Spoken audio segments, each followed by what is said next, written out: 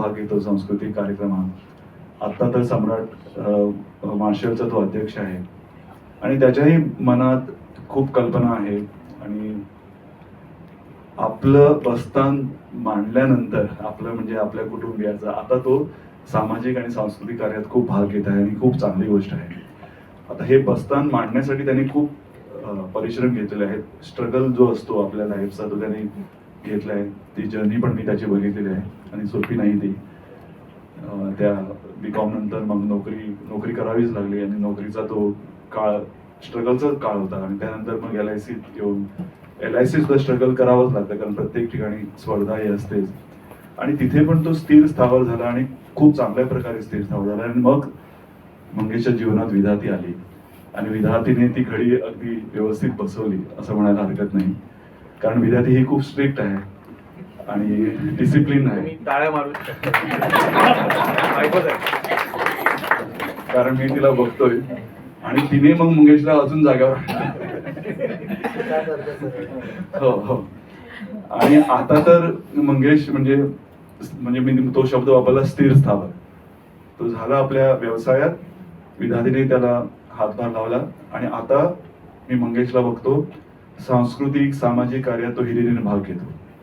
त्याचं पुढचंही मी जरा 2 शब्द बोलतो. जर गोविंद भगत प्रियोर्स मतदारसंघात जर निवडणूक लढवत असेल तर मंगेशचा सपोर्ट घे. हे मात्र हे चॅनलवर टाकू नका, गोविंद गावडे माझा गळात राहणार अशी एक अफवा म्हणूया किंवा हकीकत म्हणूया. मी ऐकतोय सदिच्छा की गोविंद भगत काहीतरी प्रयत्न करतो, तर मंगेशने त्याला पूर्ण पाठिंबा द्यावा. फक्त एवढं कापून तुमच्या चॅनलवर दाखवा. गोविंद भगत कोणतं सांगा. नाही गोविंद भगत इथं बसले, माहित आहे त्यांना.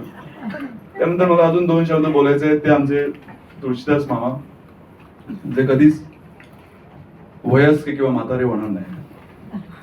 अगदी लहानपणापासून आम्ही त्यांचा तबला ऐकतो. मी लहानपणी आमच्या काणकोणच्या मंदिरात ते येत होते.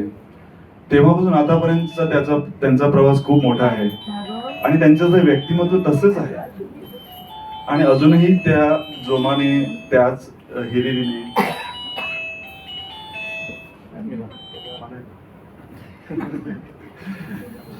त्याच उत्साहाने ते तबला वादन करतात. आणि एकही दिवस तबल्याशिवाय त्यांचा जात नाही. त्यांचं जीवन म्हणजे तबला आहे. स्वतः उत्कृष्ट तबला वादक अधिक शिष्य तयार केले. तर त्यांच्यासोबत मी व्यासपीठ हे शेअर करतोय, हे माझं भाग्य आहे. त्याचबरोबर प्रचलाताईने पण खूप स्ट्रगल केलेलं आहे. प्रचलाताई म्हणावं लागतं, कारण माझी गुरु बहिणी आहे आणि सिनियर आहे. तिचा पण स्ट्रगल खूप मोठा आहे. मारधोळ, पणजी, मग पणजीहून परत आता मार्शलला स्थलांतर. नाही, ते नोकरी झाली पण घराचं नाही म्हणतात. आणि योगराज हा माझा खूप क्लोज होता. तर योगराजला आम्ही या कोविडच्या दरम्यानच त्यांचं पण निधन झालं. तो सगळ्यांना धक्का होता. विठ्ठल सुद्धा त्याने खूप मोठं काम केलेलं आहे समाजाच्या क्षेत्रात. कीर्तन, नाटक, आज पण त्याला कीर्तन आहे. आणि आता येताना पण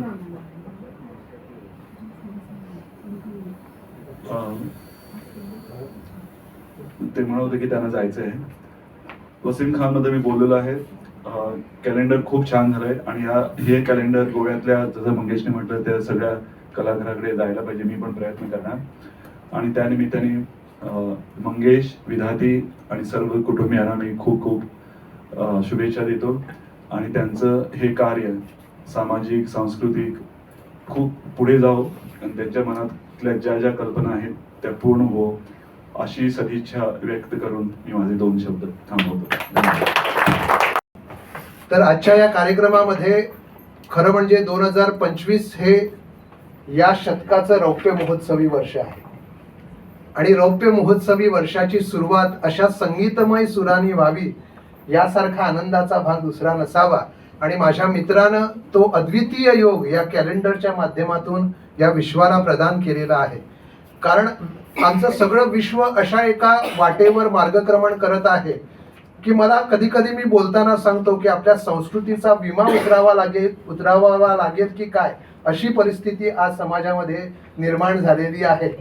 परंतु मंगेश सारखा विमाधारक किंवा पॉलिसी विमा करणारा माणूस जो संस्कृतीचा विमा करतो, फक्त आपल्या पोटापुरता विमा करत नाही, हे आपण जाणून आहोत. कारण आज त्याचं जे कार्य आहे आपण सगळेजण जाणतो.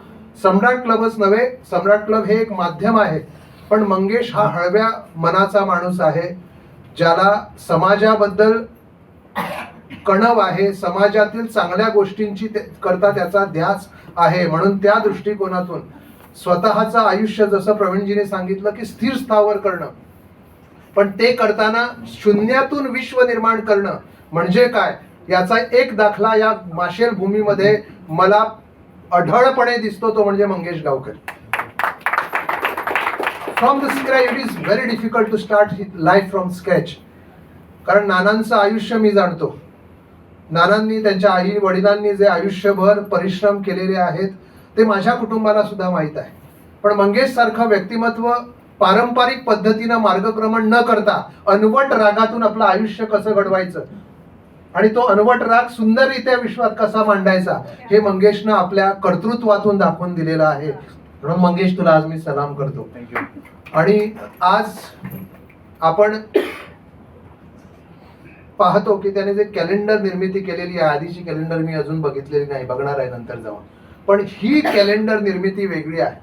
आणि आम्हा उपस्थितांची निवड करताना सुद्धा 4 विरुद्ध 2, 4 वाद्य कलाकार आणि 2 गायक कलाकार, म्हणजे वाद्यांची बहुमत आहे. कारण तिकडं संवादिनी वाजते, इकडं तबला वाजतो, इकडं सारंगी वाजते, इकडं तोंड वाजतं. म्हणजे वादक कलाकारांची संख्या इकडे जास्त आहे.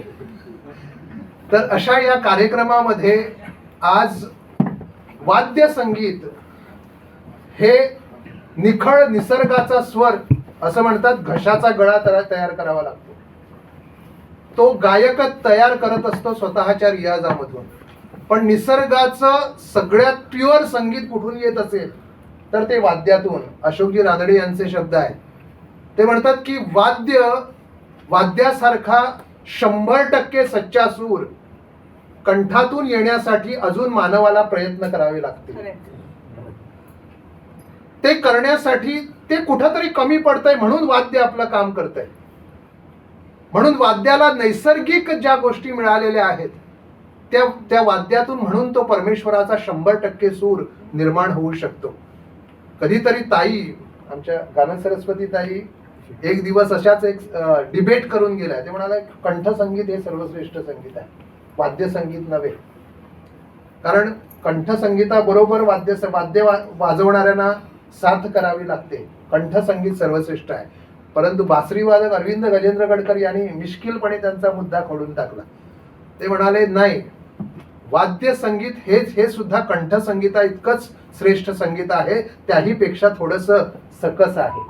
ते म्हणतात की वाद्य संगीताला फक्त लय ही एकच गोष्ट घेऊन पुढे जावं लागतं, परंतु गायकाला शब्दांचा आधार घेतल्याशिवाय मोजक्या का होईना गाताच कधी येत नसतं. आणि म्हणून ते म्हणतात की वागीश्वरी सरस्वती ती स्वतः गात नाही, ती वाद्य वाजवते. भगवान गोपाळकृष्ण मुरली वाजवतो, शंकर डमरू वाजवतो, आणि गातात ते फक्त भक्त नारद आणि तुंबर. सर्वात आधी मंगेशच्या कल्पकतेला सलाम. त्याची धडाडी वृत्ती काय आहे आणि नेतृत्व कसं पार पाडायचं हे मंगेशकडूनच शिकायचं. कारण जेव्हा सम्राटचा अध्यक्ष नसतानाही त्याचा जो वावर होता तो पाहिला मी, आणि खरंच असं वाटलं की असा धडाडीचा नेतृत्व करणारा अध्यक्ष म्हणून प्रत्येक क्लब किंवा संस्था मिळायला पाहिजे. आणि खूप चांगलं काम मंगेश करतोय. हांव मंगेशाचे अभिनंदन करता की दर वर्सा तिची नवीन नवीन कल्पना घेवन सुचता आनी वेगळे वेगळे कॅलेंडर वेगवेगळ्या हेजेर म्हणजे वेगवेगळ्या विशयाचेर तो कॅलेंडराची निर्मिती करता. खूब अभिमानाची गोष्ट आसा आनी आज म्हाका खूब अभिमान दिसता की भारतीय संगीताची जी वाद्य आसा तेंचे आतां तरुण वयाक म्हणजे तरुण जे भुरगे आसा तांकां सारंगी किंवा पयलीं दिगडुबा आशिल्ले वेगवेगळी वाद्यां आशिल्ली तांकां आतांच्या पिढीक म्हणजे ती खबर ना. ती आता ह्या कॅलेंडरमुळे लोकां पर्यंत आनी आमच्या फुडच्या पिढी पर्यंत ते पावतले हें म्हाका खूब अभिमानाची गोष्ट दिसता. म्युझिकल इंडस्ट्री आजचे उभारते कलाकार ते मागीर तबलान जावं हार्मोनियमान जावं सारंगीन जावं अशी कितकीशी आमची इन्स्ट्रुमेंटां आसा आनी हे कॅलेंडर तांकां लागून आनी हे कॅलेंडर प्रत्येक आर्टिस्टाच्या घरा पावचें अशें हांव मुद्दम म्हाज्या मनान आसा म्हण हांव त्या खातीर I will be going to म्हणजे प्रवीण सरा कडेन प्रचला ताई कडेन डिस्कस करून मुद्दम हें कॅलेंडर हांव तांकां प्रत्येक आर्टिस्टाक दितलो कित्याक this particular calendar is dedicated to each and every artist who are real unsung heroes. म्हणजे एक गाणें आमी म्हणटा पण क्लासिकल सिंगींग आसता पण ताच्या ते तितकेच इनकम्प्लीट आसता. हे जर वाद्य तुमच्या समोर दिसता 12 वाद्य ती जर साथ मेळना जाल्यार इट इज टोटली इनकम्प्लीट. त्या खातीर इट इज व्हेरी इम्पॉर्टंट